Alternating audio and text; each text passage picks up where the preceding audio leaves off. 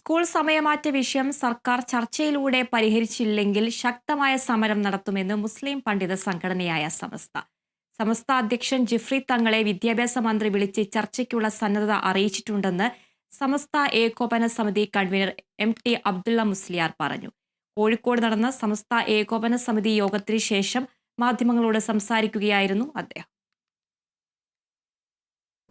സർക്കാരുമായ ചർച്ചയിൽ പ്രായോഗിക നിർദ്ദേശങ്ങൾ സമർപ്പിക്കും. അനുകൂല നടപടി ഉണ്ടാവുന്നില്ലെങ്കിൽ സമരം ശക്തമാക്കാൻ കോഴിക്കോട് ചേർന്ന സമസ്തയുടെയും പോഷക സംഘടനകളുടെയും സംയുക്ത ഏകോപന സമിതി യോഗം തീരുമാനിച്ചു.